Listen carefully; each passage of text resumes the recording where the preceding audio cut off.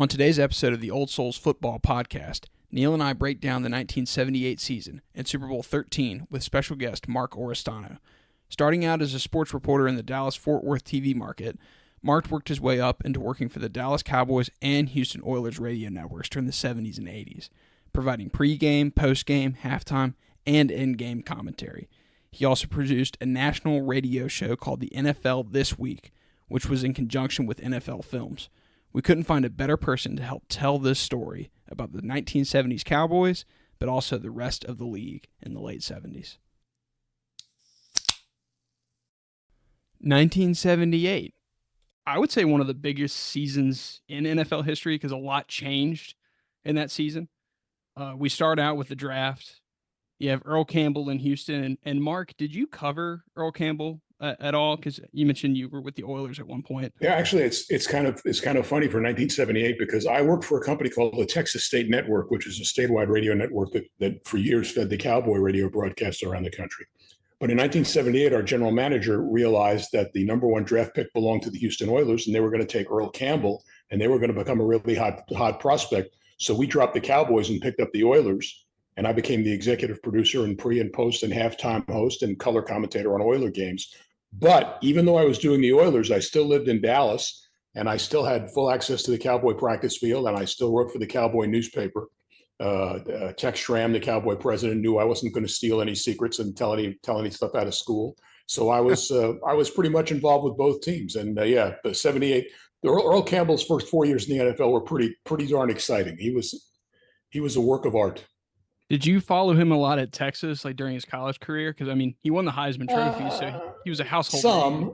Yeah, some. I went to Texas Christian University, which meant that we weren't really big fans of the University of Texas because they used to beat us like a drum when I was there. But, obviously, I mean, you couldn't be involved in sports in Texas and not know about Earl.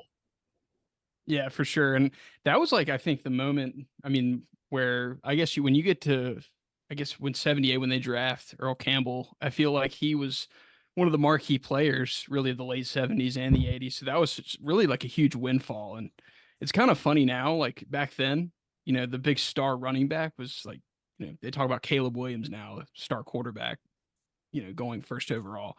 It's always the quarterback now. But back then, like if you're a star running back, like, you cover Tony Dorsett as well, like these big stars.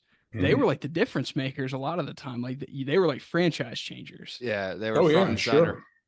Sure. And Earl especially because I think probably if you could, looking back at 78, you go to that Monday night game in November against the Miami Dolphins when Love You Blue began. Earl ran for 199 yards and 4 touchdowns. And the last one was an 81-yard run when they were running the clock down.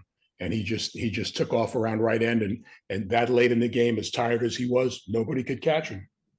I think if I played linebacker in the NFL, that's the player I would never ever want to play against. Have you ever seen the video of Earl and Isaiah Robertson? You know about that play? No, I don't. I've caught you by surprise. Okay, Earl's rookie season, we're playing the Rams, and they had this big linebacker, Isaiah Robertson, big guy, excellent player.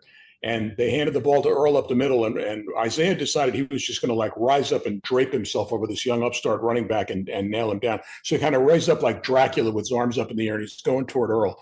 Earl saw him and bent over and bent his head down, and he put the crown of his helmet in between the 5 and the 8 on Isaiah's jersey, and he knocked him backward with his head 5 yards flat on his back and kept on going 25 more yards before they stopped him. It's on YouTube. Go see it. It's absolutely one of the most amazing plays I've ever seen.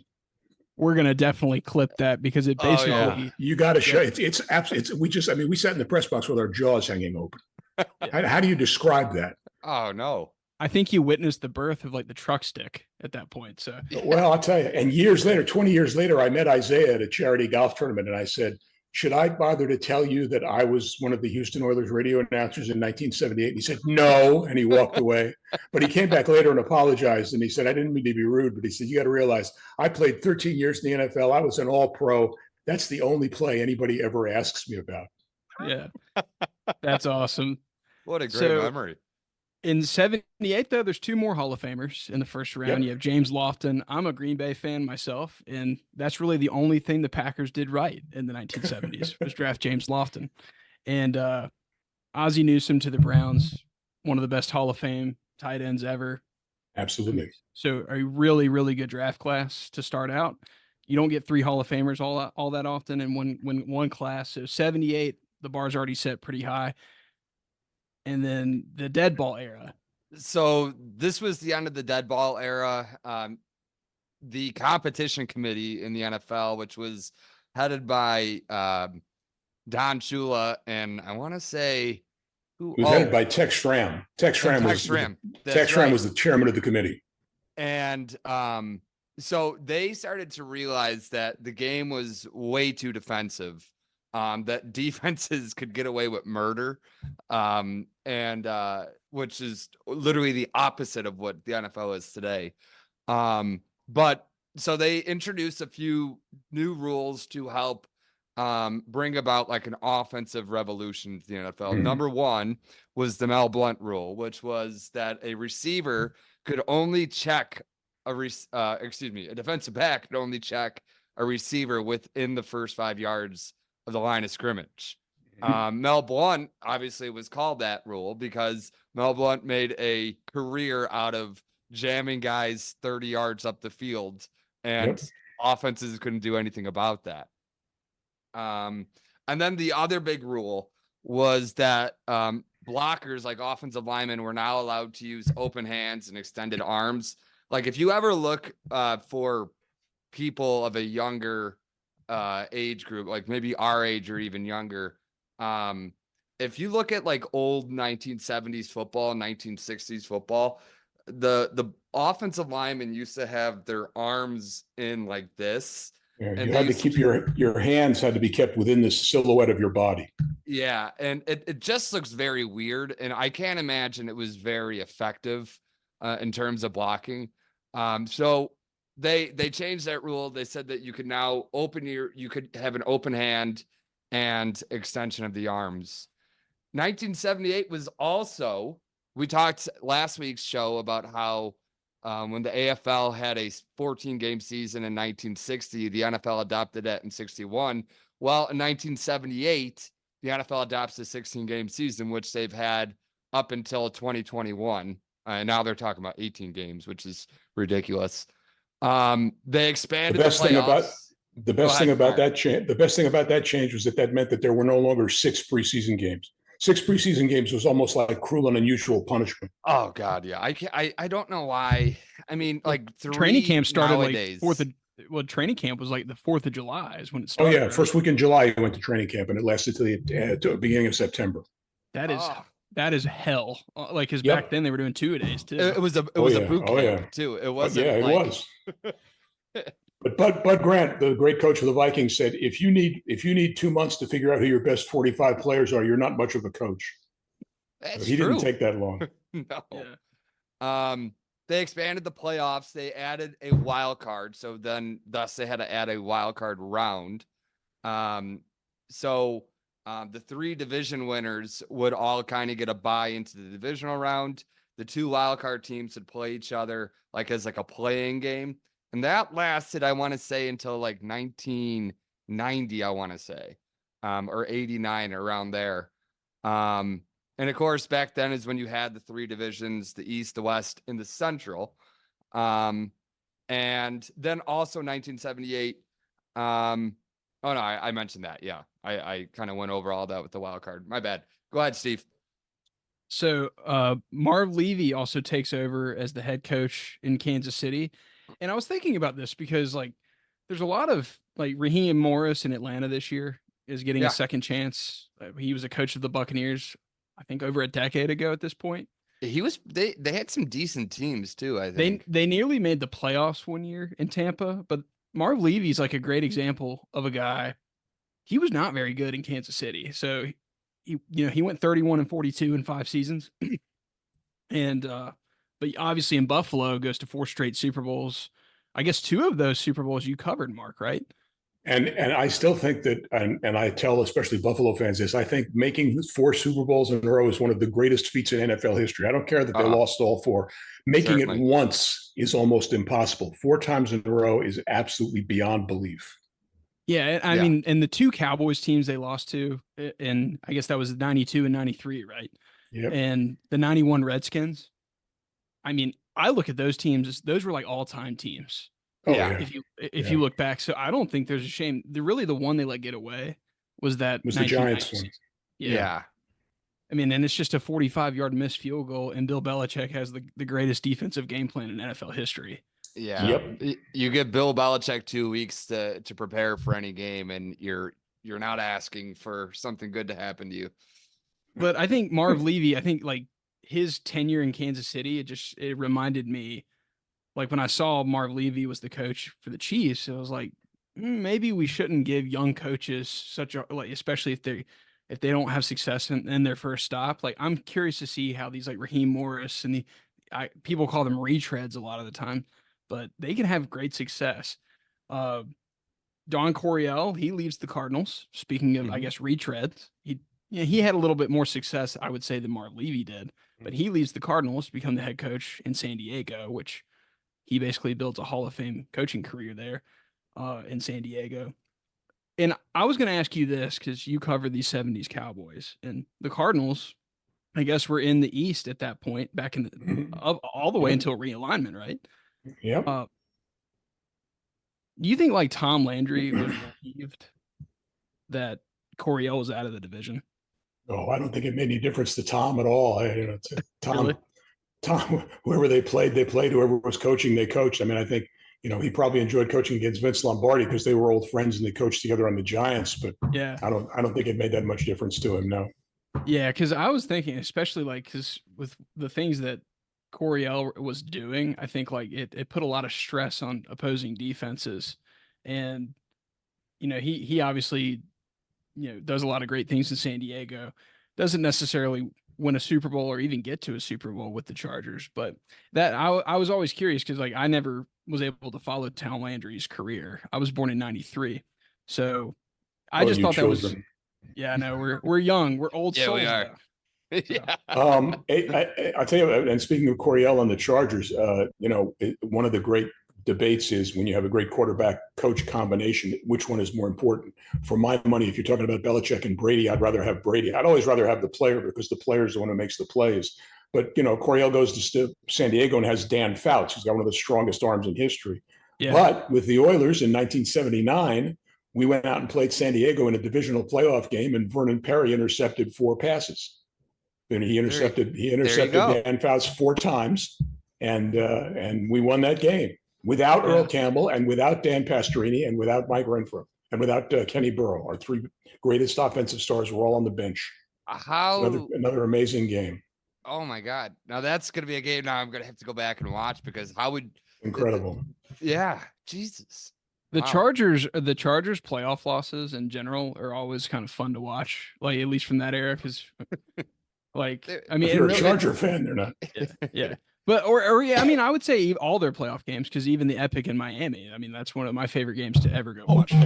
Oh yeah, it was like a pinball game all the time. Yeah. I mean, the points just kept rolling and rolling and rolling. Yeah. But anyway, that was actually I imagine one of the few coaches Coryell was that actually went 500 or better against Tom Landry. I mean, I don't think a lot of coaches could say that because Tom Landry was averaging like 12-4 every season. Well, Chuck Noll probably had a pretty good record against him. We'll talk about that or George Allen maybe, but that's it. Yeah, Vince Lombardi, but like basically all-time coaches. Yeah, a Hall of Fame coach. I mean, he was amazing. In fact, one of the in all the 30 years I spent in the NFL, the most fascinating interview I ever had. I talked to Coach Landry one day it was supposed to be half an hour and it went 90 minutes about his experiences as a B-17 bomber pilot in World War II. Yeah. It was just incredible to talk to him. And he told me 4 or 5 harrowing stories about crashes that everybody walked away from. And I finally said, can I just infer that stories like this are why you don't get too excited when it's 3rd down and 3? And he laughed and said, yeah, that's probably the reason why. That's true. An amazing story. The Falcons in 1978 make the playoffs for the first time in franchise history. And that was a big deal because the Falcons, along with the Saints, who were expansion teams in the mid to late 60s, before the merger, not a lot of success. So that was a pretty big deal for them. Steve Barkowski, um, and that Falcons team actually ends up playing a really great game, great effort against the Yep. Cowboys later in that Yep. season. Speaking of pinball games. Yeah, Yep. that's right. And then finally in 1978, and then we'll get to the main two teams that we want to focus on today, are the Raiders go 9-7 and miss the playoffs, which doesn't sound noteworthy, but that was actually John Madden's last season as head coach with the Raiders. And then he goes on to start a legendary second career as a Hall of Fame broadcaster, I guess on top of being one of the great head coaches of that era and really of all time. So kind of getting into it, we have the Cowboys and the Steelers. Neil, you want to introduce the Steelers? Yeah. So as much as we look back now at the 70s in retrospect, 40, 50 years later, and think that the Steelers were the team of the 70s, they owned the 70s. In 1978, the beginning of 1978, they were coming off, even though they had back-to-back Super Bowls in 74 and 75, they came off back-to-back seasons that ended before the Super Bowl. So those were supremely disappointing for them. They were actually 15-1 to win the Super Bowl, which in today's gambling lingo, like 15-1, you would be like one of the top 4 or 5. I don't know like why the odds makers back then had like so many teams so close together, but that would be, I guess, a question for like a gambling shark. But at 15-1, the Steelers had the 7th best odds in AFC, which we had brought up. There's now 5 playoff teams. So if you have the 7th best odds, what do you think Vegas thought about the Steelers going into 1978? You always have to keep in mind that, first of all, they don't build those big hotels in Vegas because people win. That's true. The point spread, and then I don't want to get into the whole gambling thing here, but I think gambling is going to be the downfall of the NFL. But the point spread, everybody thinks the point spread is about what team is going to win by how many points, and it's not. The point spread is the number that the bookies pick to get the most action on both sides of the ball. Exactly. Coincidentally, it winds up being fairly accurate, but it has nothing to do with who's going to win by how many points. They just want the money. And ironically, this Super Bowl was a huge loss for Vegas. This may have been the biggest one of all time, the biggest bath they ever took because the point spread kept changing. Yes. So anyways, of course, so the Steelers were dealing with that, a couple disappointing seasons. The Mel Blount rule, which they felt that they were being targeted, as Chuck Noll said, they ganged up on us on the way they legislated the rules. People were trying to win a championship through legislation. I don't think you do that, but whatever the rules are, you have to adjust them and play with them. When they changed rules, Terry took advantage and his passing game blossomed. And all that happened to Mel is that he got more interceptions. Yeah.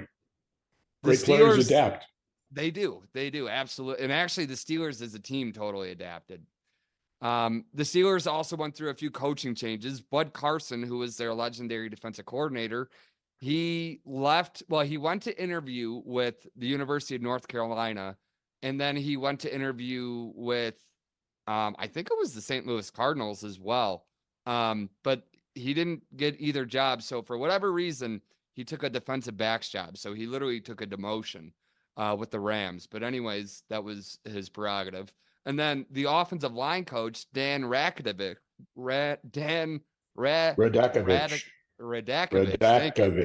There you go. He left for the DC job in San Francisco. And then, funny enough, I thought this was kind of hilarious. Tom Moore was coaching the Pittsburgh wide receivers, and Tom Moore is still coaching to this day, and he's 85 years old. He was one of the assistant coaches under a Steelers defensive back, Tony Dungy. So, oh my God, yeah, that makes so much sense. And how tough was it? How tough was it to coach those Pittsburgh wide receivers? Right, Stallworth ran out for a pass, Swan ran out for a pass. John Jump, Hall of Famers everywhere you look. Yeah. And then in mini camp, the Steelers had a little mishap called Shouldergate. Now, Shouldergate was a day that John Clayton, who rest in peace, just died there about a year and a half ago. He was covering the Steelers. He was like a backup reporter. He was subbing in for like the main reporter. And he visited Steelers camp, and there was a rule that the Steelers helped enact that you could not wear shoulder pads during mini camp practices, or like you couldn't do it like for maybe the entirety of the practice. Well, John Clayton was, I guess, like a narc, and he called the league office and he said, are they supposed to be doing this? And they said, no, they're not. And so John Clayton came under a lot of flack from the people in Pittsburgh. Chuck Noll hated him after that. And then really all that happened was Roselle took away a 3rd-round pick from them. But the most troublesome thing that happened to Pittsburgh prior to the 1978 season was, and a lot of people remember this, and I remember this quote, but I didn't know it had led to this big thing. So in 1975 and 76, when the Steelers-Raiders rivalry was at its peak, and George Atkinson had knocked Lynn Swann out of 2 basically consecutive games in the 75 AFC Championship, and then week 1 of 76, Chuck Noll had said something along the lines of that George Atkinson and the Raiders represented the criminal element of the NFL. Well, that didn't go over well, and George Atkinson actually sued Tom Landry, or not, excuse me, not Tom Landry, excuse me, Chuck Noll for libel. And one of the ways that they attacked Chuck Noll in court was they showed a bunch of clips of Steelers players doing similar things, basically having Chuck Noll say, yeah, that was criminal as well. Well, guess who sues Chuck Noll then? Mel Blount, his own player. I don't remember this. Yeah, which I only found that out when I was doing my research. He sued him for like $4 or $5 million, but Chuck Noll gave Mel Blount a new contract, and all was forgiven. Okay. So he just used his leverage. Yeah, he just used a little leverage. They didn't have a great preseason either. They were 2-2, but they had a lot of shaky performances, especially by the offense. But when the regular season started, the Steelers flipped a switch. They started 7-0, and then they lost 2 games in the middle of the season to Houston and the Rams by a total of only 10 points. Bradshaw, as we just said, Chuck Noll said that Bradshaw adapted, or Terry adapted. Bradshaw won the MVP. He had 28 touchdown passes, and Swann and Stallworth had 20 between them. The running game, of course, when one thing picks up, something will come back down. The running game struggled. They were not the running team that they were 3 or 4 years before that. And they were okay with that because the defense stayed spectacular. They only allowed more than 20 points twice all season. They had 6 games with less than 10 points. They had Hall of Famers at all levels. Even though Joe Green was kind of in the swan song of his career, he was still a great player. You had John Banaszak. Also on the defensive line, you had Jack Lambert, Jack Ham. Of course, we talked about Mel Blount. We mentioned Donnie Shell in another podcast, Mike Wagner. They were loaded. And they didn't allow a first quarter touchdown until the Super Bowl. They won the AFC Central for the 5th year in a row and the 6th time in 7 years with a 13-3 win over Houston in week 14. They got revenge over Denver after they had beaten them the year before in the playoffs. They beat them 33-10. And then they destroyed Houston in like an icy, sleety AFC title game to make it back to the Super Bowl. The temperature was in the 20s, and for some reason it didn't snow. It was freezing rain, and it was just unbelievably cold. Several of the Oiler players suffered hypothermia, had to go into the locker room and get IVs and chicken soup and whatever they could put into them, and it was just Steelers just took them apart. It wasn't even a contest. There's nothing worse than cold rain. Oh, well, normally it was awful. Yeah, because normally when it rains like that, the temperature is probably a little bit warmer. Than usual. It was weird. It was very weird. And I think the worst thing of playing in that era is when playing in a cold environment on the AstroTurf surfaces of the day, it just looked just brutal to play on. Like it was like walking on a sidewalk. Even when it was even indoors in the Astrodome, it was like walking on a sidewalk. It was I can understand why the players hated it. It must have taken years off some guys' careers because it was horrible stuff. Took years off their life.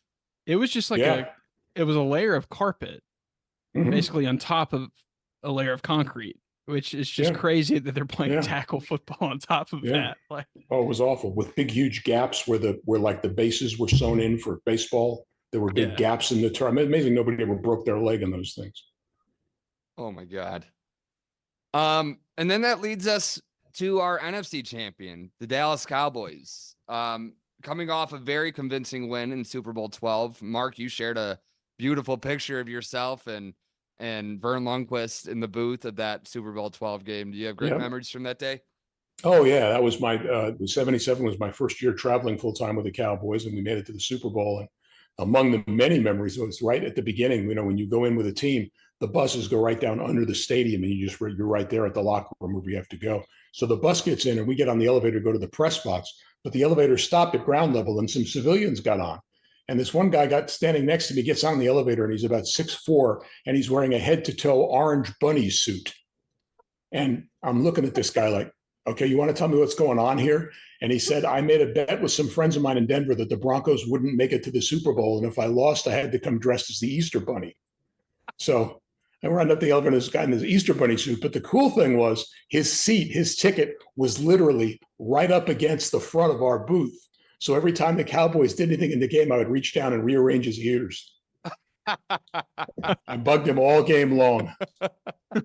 That's amazing. Welcome to the Thunderdome. Yeah, that was the first Super Bowl, I believe, at the Superdome, correct? I think so. I think it actually was the first indoor Super Bowl. Yeah. It was the what was it? Who was supposed to play? I think it was the Vikings and the Steelers were supposed to play there, but the Superdome wasn't ready. So they played at Tulane Stadium. Yeah, they played at Tulane. Yeah, I think that was, and the Cowboys had won their other Super Bowl at Tulane Stadium. New Orleans was always good to the Cowboys for Super Bowls, but yeah, this was the first one indoors, and it was a lot of fun. I mean, it wasn't the greatest game of all time, but it was a lot of fun. Actually, they just had one of the heroes from that game just passed away there recently, Golden Richards. Yeah. That's unfortunately happening more and more. I read open the paper every day and hope I don't see somebody's name that I know. But yeah, it's a real unfortunate thing, but we're thinking of Golden and his family. The Cowboys entered 1978 as the odds-on favorite to win the Super Bowl. And this was the year that during the NFL Films yearbook at the end of the season that they were given the moniker America's Team. Mm-hmm. Despite all of this, the Cowboys actually didn't get off to a great start. By week 10, they were just 6-4, and they were trailing Washington by a game earlier that year, plus Washington had beaten them. And the teams that they had beaten, the 6 teams that they had beaten, had a record of 23-37, and the 4 teams they had lost had a record of 28-12. So they were beating all the bad teams, but they weren't beating the good teams. Mark, do you remember if there was like a moment of, like, man, like we just won the Super Bowl a year ago. Like, why can't we beat the teams we're supposed to be competing with? Well, I don't think there was any sense of panic. I mean, they only lost 3 games all year. That's a pretty decent run, even in a 14-game season. That's 11-3. There's nothing wrong with that. When they lost, they lost one in Pittsburgh. They lost to the Steelers in Pittsburgh in a game that didn't go very well. Tony Dorsett's homecoming.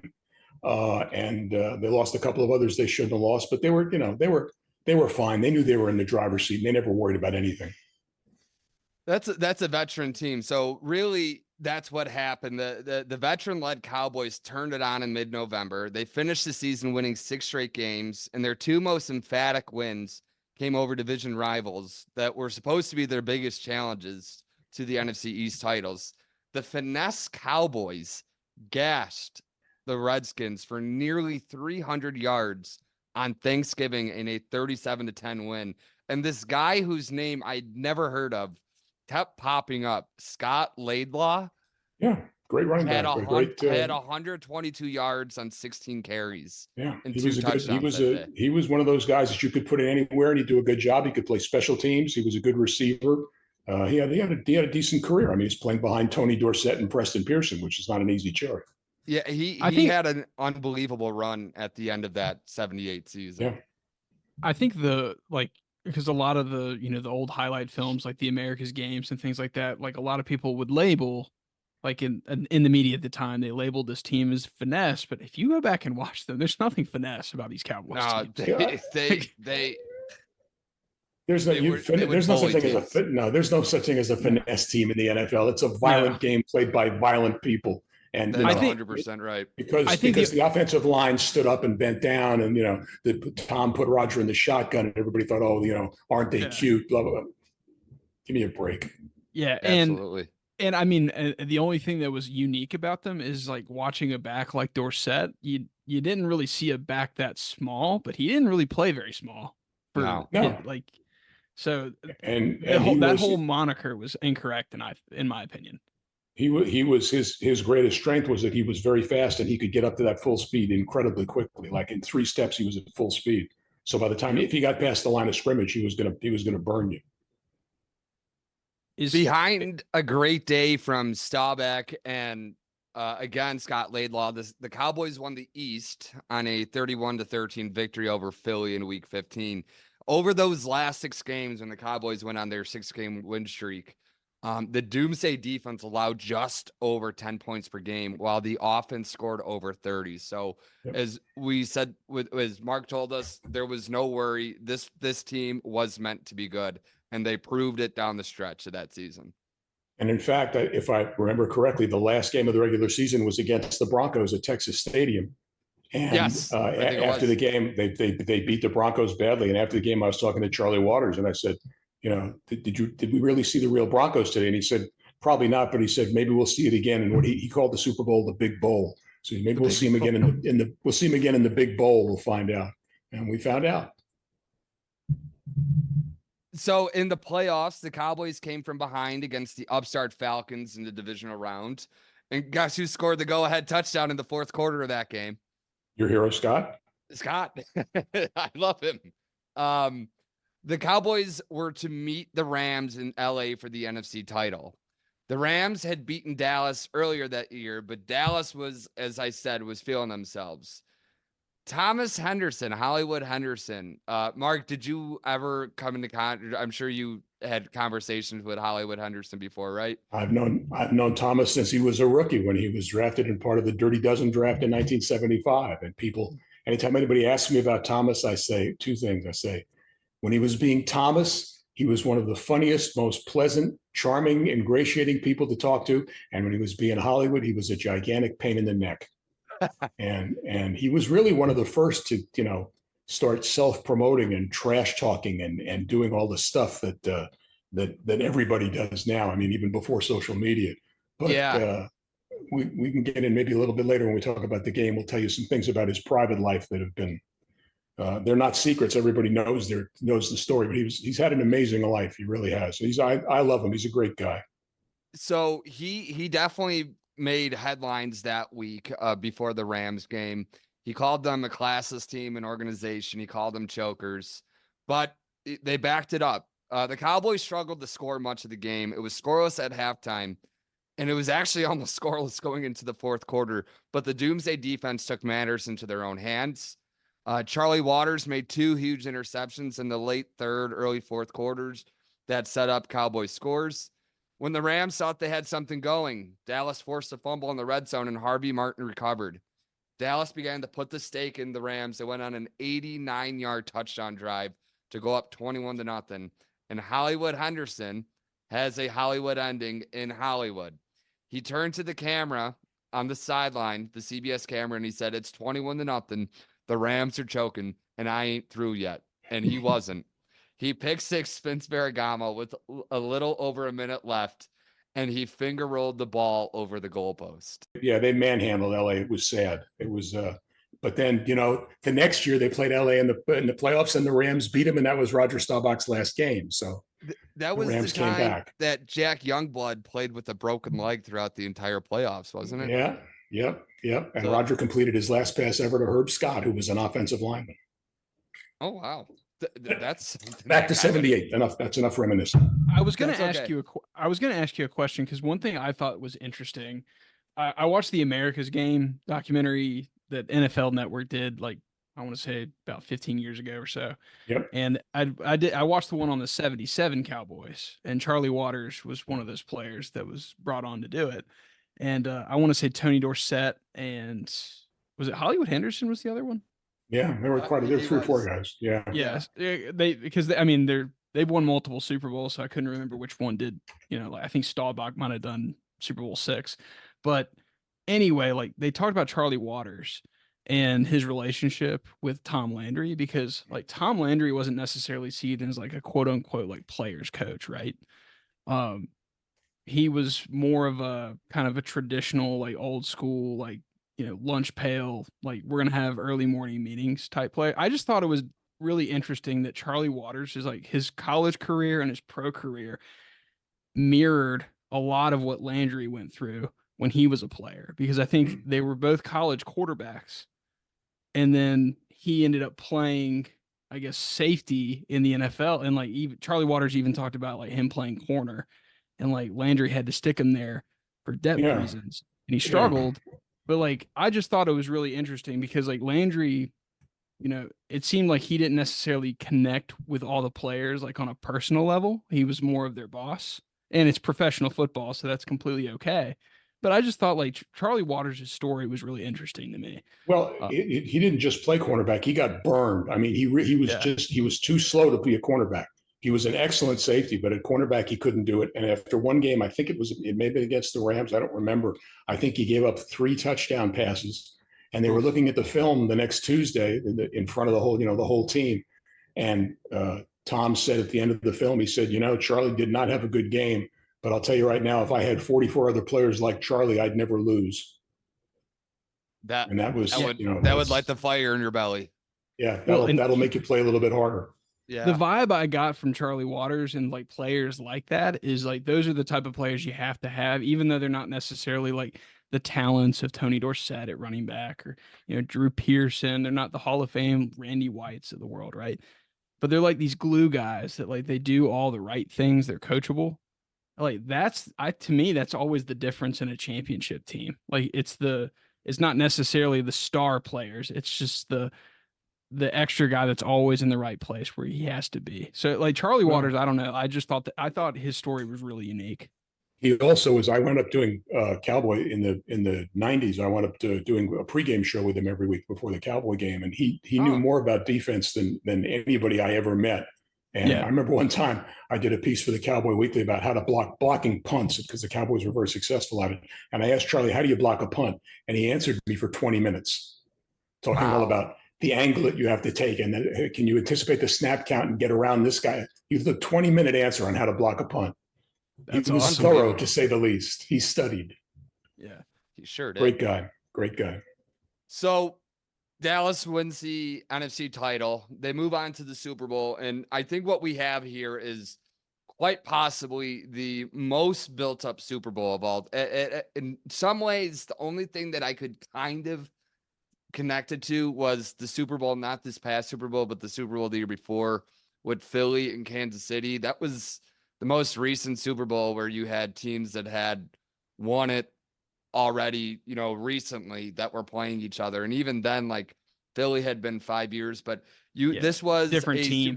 Different team altogether. It was 19 Hall of Famers that were a part of this game, including coaches. So including Chuck Noll, including Tom Landry, including Mike Ditka, who was a position coach for the Cowboys. Gil Brandt, Tex Schramm, Gil front Brandt, office people too. Yes, so front office people. Art Rooney and Dan Rooney for the Steelers. Yes. So, I mean, easily the greatest collection of talent at a Super Bowl ever.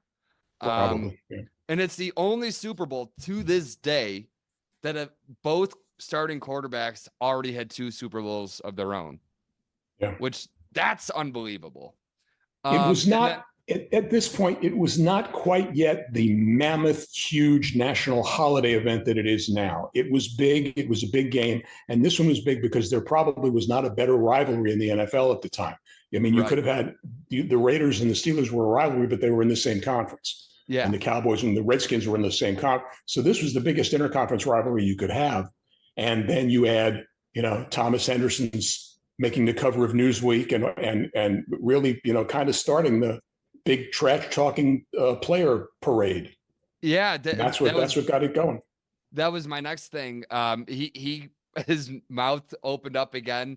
He predicted another shutout. And I thought this quote was hilarious because I don't know Terry Bradshaw personally, but it might be true. It might not be, but he said Bradshaw couldn't spell cat if you spotted him the C and the A.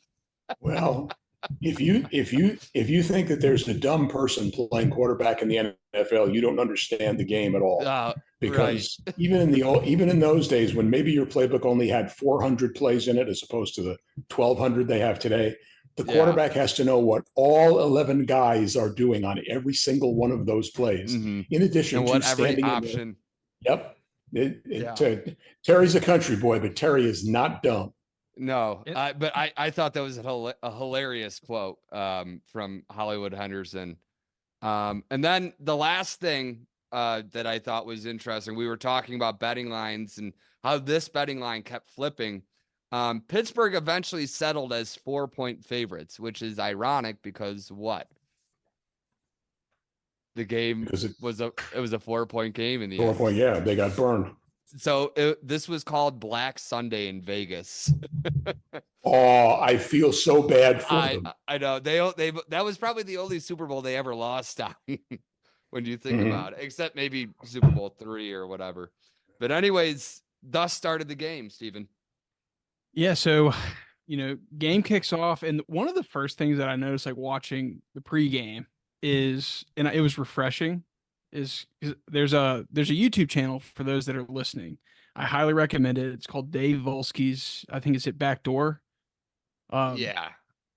He's awesome. So he has a lot of games like these. This game was basically remastered. Like you could watch it in basically high definition and it was the full broadcast. It was amazing. But the thing that stood out to me, and you kind of mentioned that there wasn't this pageantry. There wasn't like a ridiculous like pregame, like 5-hour pregame show. It was a quick, I think they had Dick Enberg, I think for NBC he did like the pregame show. And then they kind of just did the starting lineups, the national anthem. George Halas flipped the coin, and they went on and played. And I was really like, I almost kind of wish I know it's not going to happen, but I kind of wish it were like that now. Like when I watch the Super Bowl, I know. Like, get it over with. Let's play the game. And the guys come out and they do their pregame warm-ups now, and then they go back and sit in the locker room for 40 minutes while all this stuff goes on. They get cold again. It's become it's not a football game, it's an event. Yeah. And y'all live in, the central time zone. You're in Texas and Neil's in Chicago. So, y'all at least have that, it starts at 5:30, it's going to end around 10. Like when I'm on the East Coast, like for all these NFL still games late. now, it's like it is closing in on 11 o'clock when this past Super Bowl. I'm like, it was a great game, but I'm like, too long. Come on, let's get this over with. I was on a cruise ship in the Caribbean. It was after midnight when it ended. That's when it ended. But you mentioned a moment ago, George Halas flipping the coin. Show you how back I can trace my NFL lineage. Yeah. Two of the people I met at Super Bowls, I met Bronco Nagurski and Red Grange. Wow. Okay? Neil's That's a Bears the beginning. Fan. That's the beginning of the National Football League. Yes. That's all. Okay. You guys are now one step away from NFL stardom. Wow. You're a star, I think, right now. Yeah. We're loving this. Yeah, I was Forrest Gump. I just hung around. That's anyway, awesome. With the game, it was a great game. It was a phenomenal game. It was. So it was like two great heavyweights. It really was, and it started out that way. So Dallas gets the ball first, and Tony Dorsett immediately breaks a few chunk plays, which I think the big question kind of going into the game.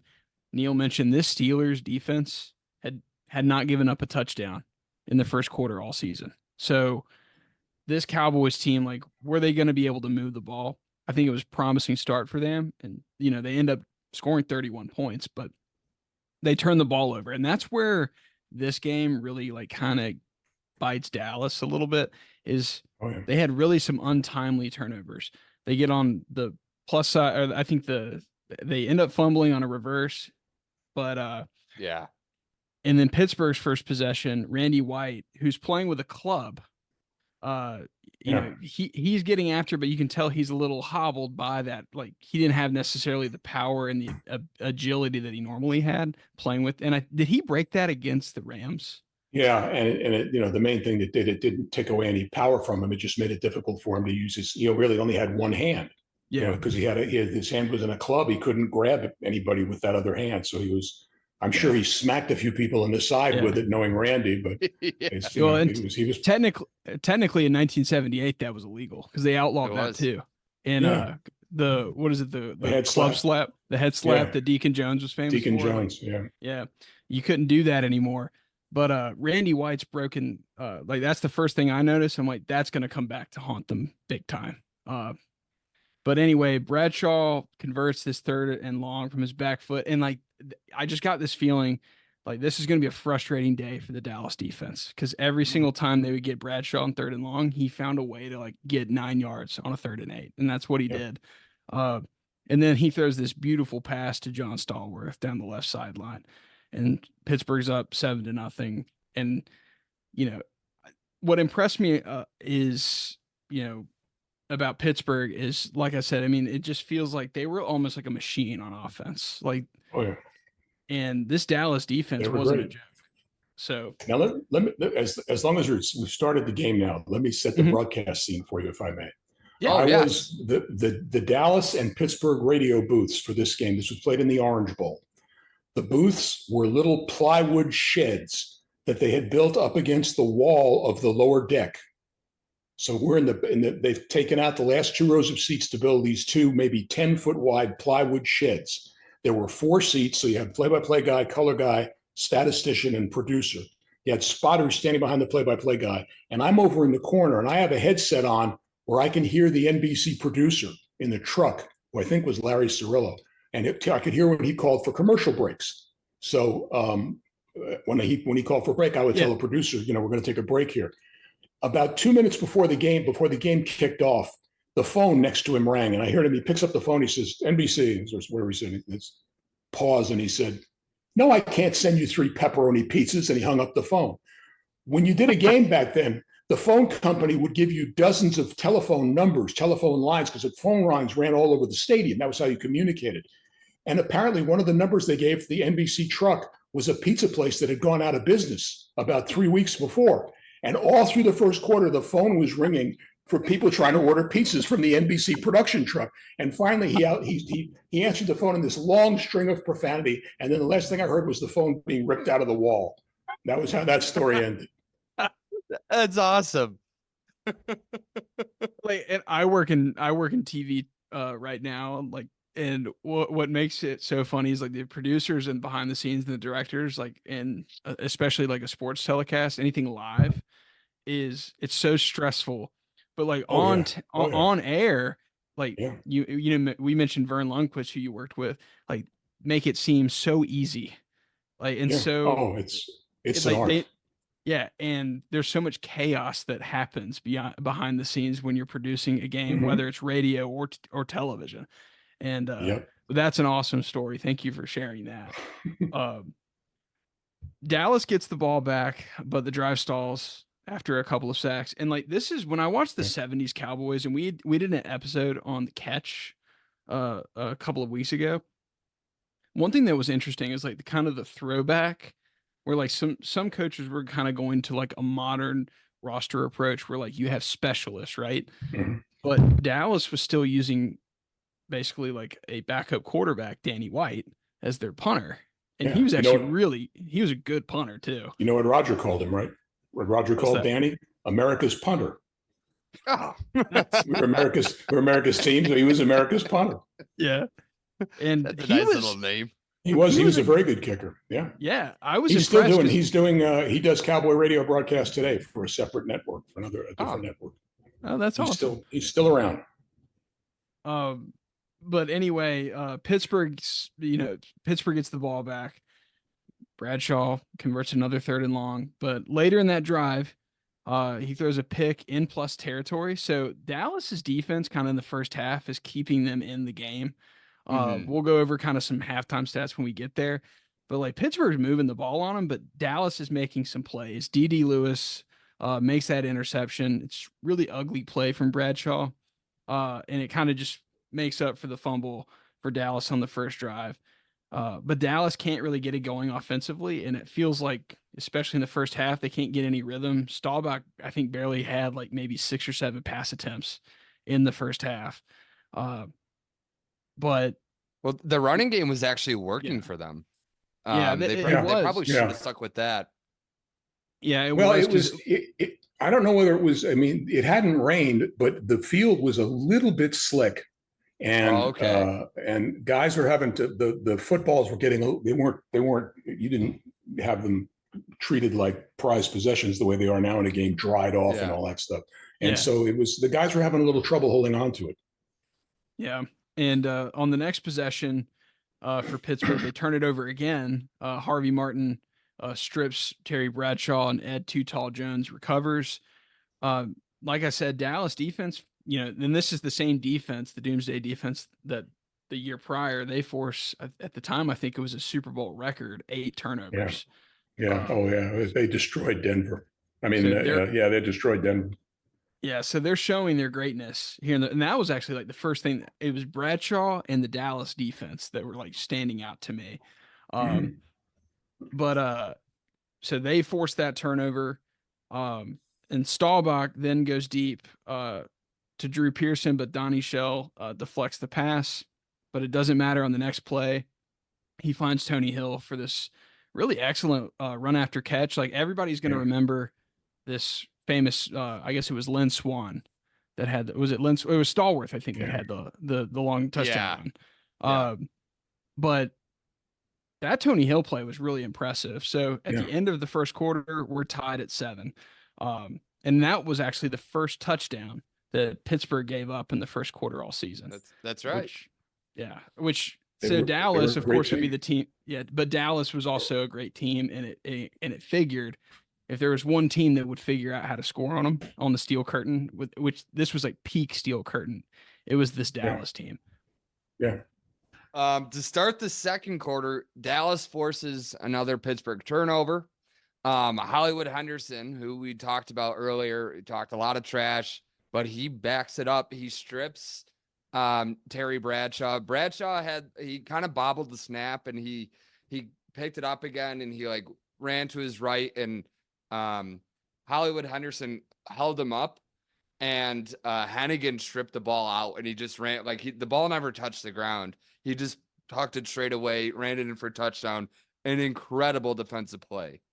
Now this requires now telling the rest of the Thomas Henderson story about this Super Bowl. Are you guys aware? Are you guys aware of the nasal spray story? I'm not telling tales out of school. Thomas talks about this, and he's written about it in his book and stuff. Thomas, by this point in his career, was heavily into cocaine. And for this game, he took one of those, the nasal spray bottle when your nose is all stuffed up, and he drained all the nasal spray out of it, and he refilled it with liquid cocaine.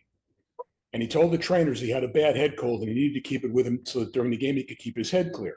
So he tucked it into his sock, and every once in a while he'd reach down and he'd take the thing and he'd take a cocaine hit to keep going. And so he played this game pretty much coked out of his mind, and he had a great game. Later on in life, I'm sure Thomas had a terrible time. He got bounced out of the league. He was in prison for some horrible assaults that he committed. But he turned his life completely around. He's become a nationally sought-after, recognized drug and alcohol abuse counselor. He's been sober for 40 years. And about 15 years ago, only Thomas Henderson, won $17 million in the Texas lottery. Oh, my God. Only Thomas. He, after turning around his life, he deserved that little reward. Wow, that's crazy. He played that Super Bowl coked out of his mind. Nasal spray. Oh my God. We probably should say, and we don't have, but I'm sure he was not the only player at some point in the NFL to do that. Oh yeah. But Doc Ellis throwing a no-hitter on LSD. I mean, it was the 70s. Chester Markle, the Green Bay kicker in 1980, when the Bears are playing Green Bay, the first game of the season. I think Dan Hampton blocked the game-winning field goal, and the ball bounced back into Chester Markle's hands, and he ran it Yeah. in for the game-winning touchdown. And you could see like the camera like zoomed in on him, like as the Packers were like jumping on him, and he had big goggles, and he was so scared, probably because he was going through like it felt like a bad trip to him, probably. Sure. Yeah. But anyway, back to the game. Yeah. So, Pittsburgh converts another third down. This is the one you were talking about, Steven. Bradshaw finds Stallworth in a small pocket in the zone, and Stallworth makes a couple missed tackles, and he goes off for a 75-yard touchdown, I think it was. An incredible play. Bradshaw was announced that he had a bruised shoulder, but when they were showing him on the sidelines, he clearly didn't have a bruised shoulder. He was concussed. Yeah, Merlin Olsen said he was clearing the cobwebs. Yeah. Oh, Pardon sure. me. Made noise. Sorry. You're good. Whether he was shaken up, but it took a lot. You weren't going to knock any of those guys out of the game, Bradshaw or anybody. And I still, looking back on that Pittsburgh team, I think John Stallworth was the best player they had. If I had to pick one player from that team, I would take Stallworth. He was phenomenal. Just in looking at his stats over Lynn, like he was routinely better, like had better stats than Lynn Swann, but Lynn Swann he was the graceful, and Lynn Swann was a great player too. And he was tough. I don't want to say when he was graceful, it sounds like that I'm taking away. He was tough, but Stallworth just outperformed him, I think, a lot more. Swann was just the USC receiver. He was known beforehand, whereas Stallworth came from an HBCU. Nobody really knew who the heck he was. He put in a great player. I would love to watch John Stallworth in today's game, because today's game is so it's a lot of run after catch. All those guys would go. I mean, Drew Pearson would have 20 catches a game for 400 yards. Yeah. But, Tony Hill, nobody could catch Tony Hill off the line of scrimmage. All those guys would go crazy today. Yeah, because they give him so much cushion. The tackling is not what it was, too. Yeah, and that was my day. Yeah. Get off my lawn, you kids. Yeah. The one thing that that was probably the one play with Dallas. It was so interesting because they have the touchdown from Hollywood Henderson, obviously, that we talked about, and then the strip sack earlier. But it's like that one play, it felt like every time Dallas would get some momentum, Pittsburgh would make this bigger play. And it was a pretty frustrating first half. Like if I'm a Dallas fan watching that, because like I said, I mean, if I'm speaking as like a hypothetical Cowboys fan, like, okay, we're up 7, and then Pittsburgh immediately responds, and Stallworth makes this incredible play with that run after catch. It's one of the great Super Bowl plays all time. It just doesn't get. They didn't crack. I mean, they kept coming back at you time and time again. Nothing. They were never shaken up. They always knew they had a chance to win. It's true. Towards the end of the first half, Staubach was getting into a rhythm, but Mel Blount picked him off, which would have been the last drive of the first half for the Cowboys.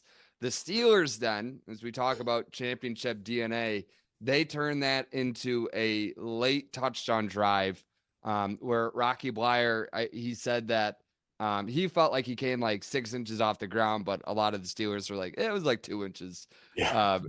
Rocky Bleier wouldn't have been a guy setting records at the NFL Combine over the weekend. No. But he comes down with a great catch. The Steelers go into the half with a 21-14 lead. But the Cowboys were not down. They weren't worried. It would have been nice if they could have gotten a couple of field goals out of those drives that turned out into turnovers, because that 6 points would have won the game for them. But everybody knew the second half was going to be just as good. Yeah, and it did play. It had the same level of excitement and all that in the second half. During halftime, I actually enjoyed watching a lot of the commercials, because they weren't like 5-minute commercial breaks. They were 1-minute commercial breaks. And I think like the old car commercials are kind of fun. But there was a United Way commercial where Charlie Waters was talking about his dad having a heart attack during Super Bowl X. Do you remember that? I remember it vaguely. Yeah. Yeah, geez, that's really um uh Yeah. unfortunate for him. Well, he had even, Um, unfortunately for Charlie, he had even more disaster later on. His oldest son, his oldest child, Cody, at the age of 18, died in his sleep, oh and geez. it almost broke Charlie. I mean, it was a horrible time. It was a really Oh my really God. difficult thing, and so he came back out of it, and he got some help Gee, from Roger, who helped a lot of people in a lot of ways. But Charlie had a rough wow. time. He did. Um, Uh, the halftime show was weird. yeah, We were interviewing Mel Renfro, so I have no idea what was going on it, television. it was like a tour of I guess the Caribbean is Like what the they were doing. Caribbean islands. Yeah. Yeah, Oh, okay. There it was was. more flair to it than I kind of expected for like a Super Bowl in 1978, but it was still kind of silly. Did you Not like surprised. from a broadcasting perspective, like because obviously like even back then, like Super Bowl halftimes were probably a lot longer than a normal game. Like now they're like 45 minutes long. So like Yeah. like when you're working the radio side of things or you're working broadcast, do y'all like having that extra time or was it kind of a pain in the ass? Well, it changes the flow of the game that you're used to. You're used to doing a 12-minute halftime where you have a little brief interview with somebody and you get two commercial breaks in and then get back to it.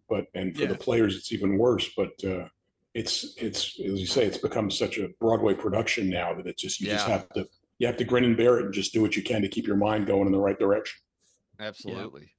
But we were talking about like Dallas's defense for as like big of plays they made in the first half. Uh, they kind of broke a little bit yards wise. So Bradshaw actually broke Bart Starr's Super Bowl first half record with 253 passing yards. Mhm. Uh, and he also threw 3 touchdowns in that first half, which was a record.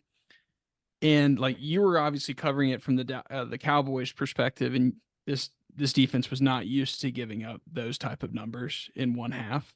Like, was there kind of a at least like was there kind of a surprise shock from y'all's perspective, like watching this performance in the first half from the Steelers offense? No, I think we fully expected that Terry was going to have a great game. Terry rose to the occasion in big games like champions do. And Mhm. he had weapon after, I mean, look at, just mention the names: Franco Yeah. Harris, John Stallworth, Lynn Swan, Randy Grossman, go on and on and on, all these great, great players that he could pick out at will. And we expected it was going to be a very, very tough game all the way down the line. And I think, being behind only by 7.5 time was not that bad. Certainly, that's not a lead that can't be overcome. Yeah. Yeah, and I think especially like the fact that Dallas, I think on offense, like we mentioned, they didn't necessarily have the rhythm that were looking for. I mean, you had the touchdown to Tony Hill, but your other score was a defensive score. So I think there were some opportunities, and they showed up in the third quarter with some Yep. opportunities to move the ball and to score some points. Yep. Um, but Steelers get the ball first. The defense does step up. They force a 3-and-out, and that's Pittsburgh's first punt of the afternoon. But Dallas does the same. They punt it back away, but Dallas again forces another 3-and-out. So we're gonna have a little punt fest to start the third quarter. Uh, Dallas takes over in plus territory, and I feel like Danny White played a big role in getting them back in the game a little bit because they kind of Yep. won the battle of field position a little bit Yep. to set them up with a favorable, starting field position. And then but under pressure on that drive, they get down to the Pittsburgh 10. And this is kind of where the game, like everybody thinks it changed. I disagree. I don't think the game was lost at this moment when they drive down to the Pittsburgh 10-yard line. It's 3rd and 3. Bradshaw, he's under pressure, delivers a well thrown ball, but I think even he and Tom Landry has said like, it almost like he was too wide open. Jackie Smith all by himself, he drops that pass that would be a game tying touchdown. And Go ahead, touchdown, wouldn't it? Oh no, yeah, it would have been tied. It would have been tied. It would have been tied. And here now it comes. Now you come back to the our setup with the plywood radio booth. I was standing next to the plywood wall, and on the other side of that wall was the Pittsburgh radio team. And all I have to do still to this day, 40 something years later, if I just lean forward like this and I turn my head this way, I can still see Jackie Smith dropping that ball in the end zone. I can, like it's happening again in front of my eyes. He was the nicest guy. Yeah. He was a delightful guy. He had been a Cardinal all those years. I don't think he'd been in one playoff game in 12 years. And everybody, Vern's famous line, he must be the most, the sickest man in America. But that play, before they ran that play, they called timeout. Roger called timeout because they had 3 tight ends in the game. And the play that Landry sent in was a goal line play, and they were on the 11. And he went over to Tom and he said that this play isn't designed to why are we running this play now? So Jackie had to run an extra like 9 yards more than he would have run in that play from the goal line. And you see in the film, it looks like he lost his footing. Yeah. And he was so wide open that Roger said later he actually took a little off the ball to make it easier to catch. But it goes down as one of the saddest plays in NFL history. Yeah, and a lot of people they covered the play right after the game, and spoiler alert, Pittsburgh ends up winning the game for those that are new to football. But I don't think necessarily. I think there are other plays that could also have been made by Dallas. Oh sure, to win them this game. Because if you watch a brief 10-minute video recap of Super Bowl 13, this is the play that NFL films, and Vern had the great call with he's got to be the sickest man in America. One of many of Vern's Lundquist's amazing. Yep. What was it like working with Vern? Perfect. What can I tell? I mean, I started with him in 1973 when he was the sports director of Channel 8, the ABC station in Dallas.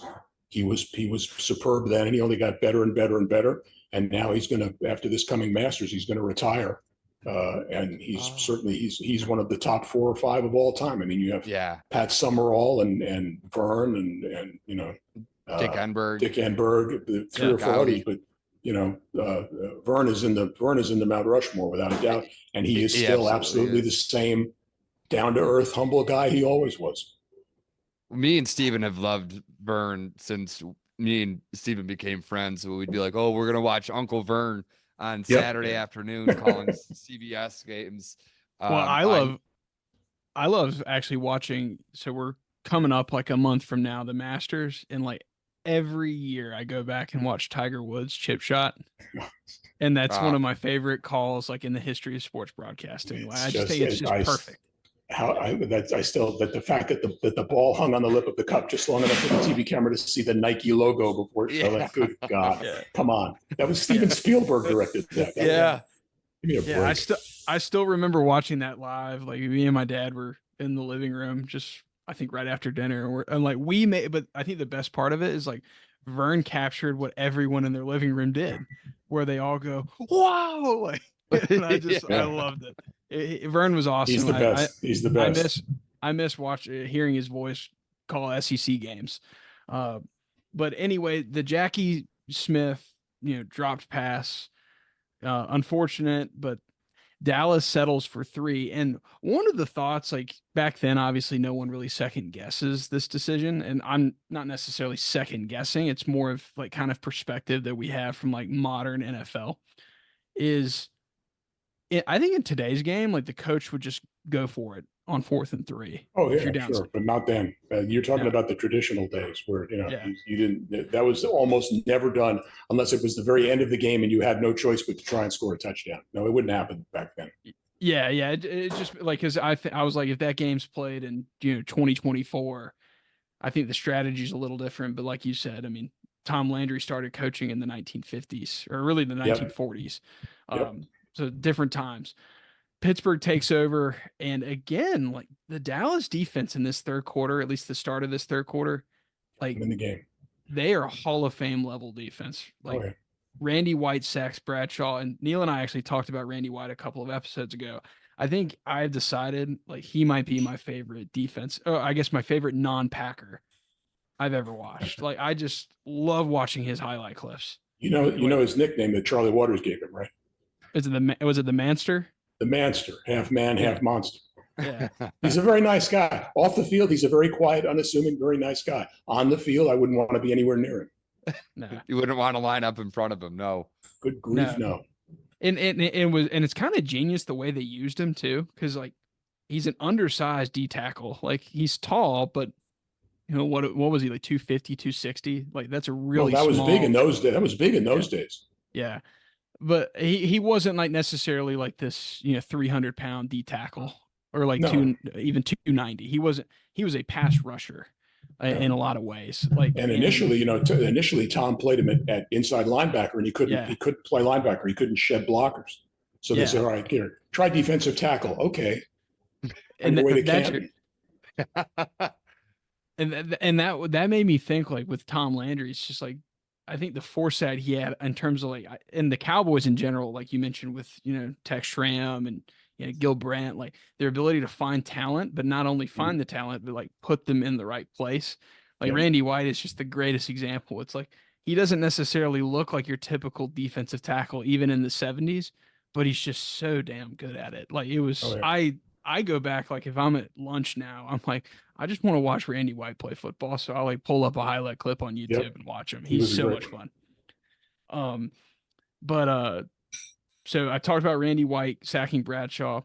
And one thing that was interesting, and before we get to the fourth quarter, Neil, and I don't know if there's any background to this, but like NBC kept showing Danny White warming up on the sideline, suggesting that he might go in to play quarterback, which I didn't really understand. Yeah, like it was at the very end, like they were like, Danny White warming up the sideline, is, they planning to put him in the game? I'm like, number one, I don't think Staubach really had made a mistake yet in that game.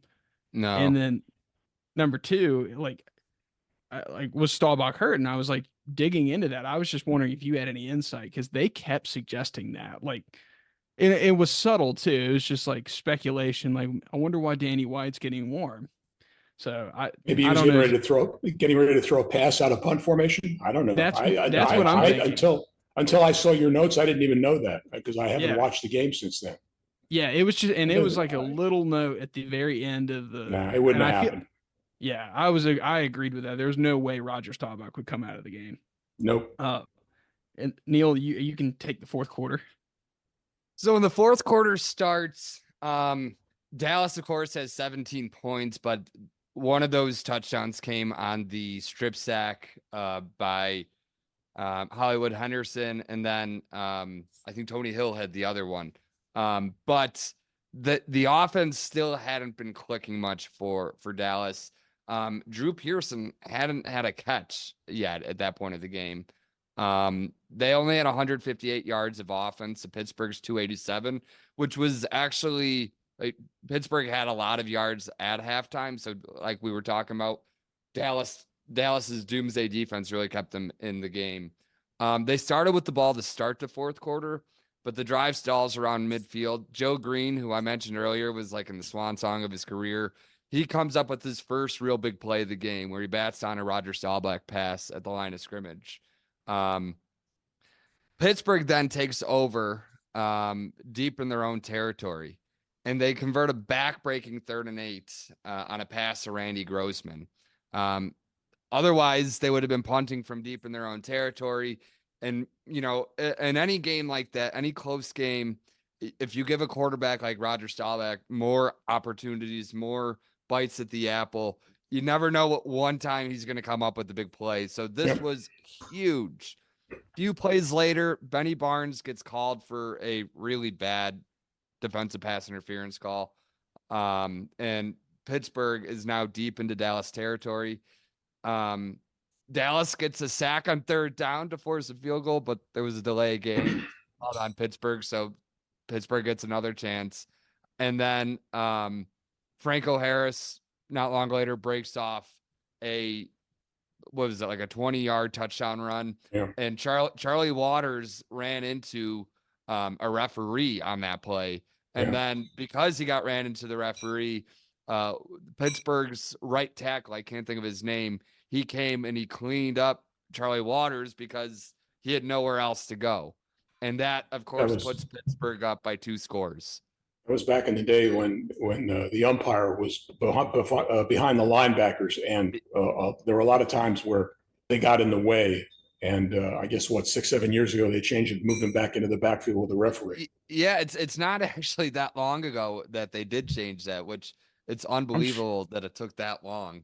I was about to say, like, just from a safety standpoint, like, because you have all of these guys wearing pads and helmets that are these mammoth human beings moving at insane speeds, and then you have some guy out there wearing a hat.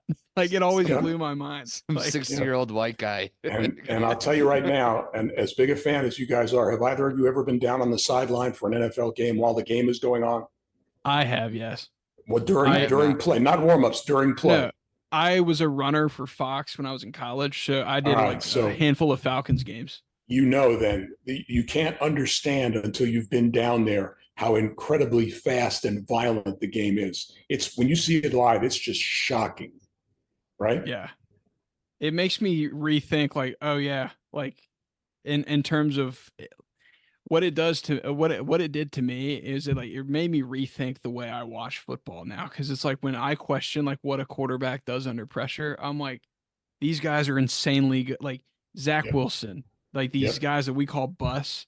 I don't blame them for not being able to necessarily deal with guys just like closing in on them at insane rates of speed. It's crazy. Anyway, so Charlie got blocked. Charlie got blocked by the ref, and then the next play or two play next series, Randy White, unfortunately, his club comes back into play. Yeah, I've forgotten about that, but that's another painful one. Yeah, I mean, and really, that was the nail in the coffin right there. Randy White fumbles on a squib kick because you can't grip the ball with a club. Tony Dungy, ironically, forces him to fully lose the ball. And then Bradshaw hits Lynn Swan on a beautiful catch in the end zone. And then there was a really cool shot. I know this, because this is when things were going bad for Dallas, Mark, so I'm not trying to rub it in. But one of the things that me and Steven talk about when we focus on the idea that we're the old souls is just how different the game looked in the stands back then. Like it was not corporate-y. It was like your everyday Joe could still go to the game, could still go tickets to the for $25. There was a shot of Lynn Swan getting held up in the end zone by his teammates, and in the background you can see the Pittsburgh fans exploding with the terrible towels. And I was like, you'll never get that ever again in the NFL. Like you'll never get that cool of a shot. Like, no, even in the regular season, it's not even in a regular season. Corporate. Everybody would have their iPhone out now. So. Yeah, exactly. Cowboy fans at this point in the game, even down at 35-17, we had Roger. And if you have Roger and you got 3 minutes left, you got a chance. Captain comeback. Yep. And really, like, going back to this, it's like, really, if you take away like the last 4 minutes of the game that we had just talked about, like this sequence of maybe 5 plays, that Roger could have done it. Like, and he nearly did. He almost did. Yeah. Roger does lead Dallas on 2 touchdown drives, including one of them in between. They had a onside kick. However, it was a little too late for them. On the final onside kick attempt of the game, Rocky Bleier recovers for Pittsburgh, and the Steelers run out the clock. The game is over. The Steelers clinch the idea of being the team of the 70s. Yeah, well, they got that. They earned that. There's no question. But you guys became the team of the 90s then. Yeah, that's that. You get into a whole different thing now. I don't know if you saw recently, Michael Irvin and Emmett Smith both came out and said that these Cowboys today don't understand that what they're doing. They're standing on the shoulders of all these people who we've been talking about today, like Landry and Staubach and Dorsett. Well, I mean, this America's team was this team. It wasn't the team that plays now. When Dallas lost to Green Bay in the playoffs that Steven loved watching a few weeks ago, or a few months ago now, I should say. I remember Trey Wingo the next day on, was it ESPN radio or whatever he's on? He said something along the lines. He goes, the team just seems too much like a bunch of actors. Like they don't appear like a football team. No, anymore. yeah. They You know, all have like their own, their social media. for show. Yeah. And they truly lost like that. Emmett and Michael Irvin are correct. They've lost the essence of what it meant to be a Cowboy. I'll tell you one more quick story about, and this is about the current Cowboys. This is when I knew that football had changed to the point where I couldn't understand it anymore. The only time I ever talked to Deion Sanders, we were having a conversation in the locker room one day, and I don't remember what it was about, but I asked him a question about what would you do about so-and-so? And he said, oh, I just 316 that. And I said, you what? He said, I'd 316 it. I said, what's 316? He said, that's Jerry Jones' private extension. Players don't answer to coaches on the Cowboys. They answer to the head man. Oh my God. Yeah. That tells you that's a difference. Yep. Where Tex Schramm wasn't involving himself like that, I'm sure. Never. If the only thing Tex involved himself with the players was contract negotiation. Problems on the field, all Tom. Tom ran the field. Going back to this game, like Neil and I had this kind of like, it wasn't a debate. We were just kind of like coming up with the idea. So the Cowboys have like obviously a lot of great wins. We mentioned Super Bowl 12, Super Bowl 6. You know, they won 3 in the 1990s. Is this the most heartbreaking loss to Cowboys fans? Depends on how old you are. Yeah, because I was about to say there's so many different ones. Because like if you watch fans in the 60s, they had the 66 championship game. And then next year you had the Ice Bowl. Yeah. And then Super Bowl 5, Super Bowl 10 against the Steelers, and then even the catch in the 81 season.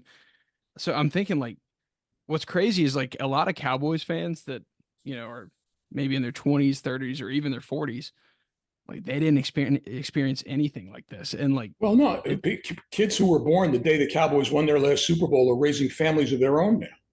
Yeah. I mean, this is a record of incredible futility. And as I jokingly will tell people sometimes, as far as I'm concerned, the Dallas Cowboys went out of business in 1989. Yeah. When Jerry bought the team, because all it is now is a big corporate thing to make money. I mean, if you were really, we're getting totally away from the subject here, but if you were really interested in building a championship team, you build a stadium like the Steelers built or like the Seahawks built to give you a huge home field advantage. They don't have that. That stadium is just a gigantic piece of glass and steel filled with air. There's no home field advantage at all. And bring every away team fan there, you know, to go see it. That's the way it goes now. But now the Super Bowl 13 was a heartbreaking loss. Any Super Bowl loss is. But, you know, it depends on, like I said, it depends on how old you are. For me, it's the Ice Bowl. I was, 15 years old, and I was a huge Cowboy fan growing up in a suburb of New York City. And I was heartbroken that the Cowboys lost that game. And when I was 15 years old, I'll tell you this quickly, my goal in life was to be in the locker room with the Cowboys when they won a Super Bowl. And I went from growing up in a suburb of New York. When the time to go to college, I went to Texas Christian University. I got chosen to be an intern at Channel 8 and work for Vern Lundquist. That was my entree to the Cowboys. And at the age of 25, in the Super Bowl 12 locker room, I held the trophy up over my head. That is unbelievable, Mark. That's my story. Mark Oristano, we're so happy that you were here to join us today. You're welcome anytime you want to come on. If anybody wants to support Mark, he's had a long affiliation to the Children's Medical Center of Dallas. That means a lot to Mark. So if you could offer any donation or anything like that to that, we would highly appreciate it. That'd be great. Thank you. Thank you very much. I had a great time. Thank you. Thank you again to Mark Oristano for joining us today for this episode. If you want to support the Children's Medical Center of Dallas, we're going to leave a link in the description below. Next week on the Old Souls Football Podcast, Neil and I are going to dive into part 2 of our AFL series.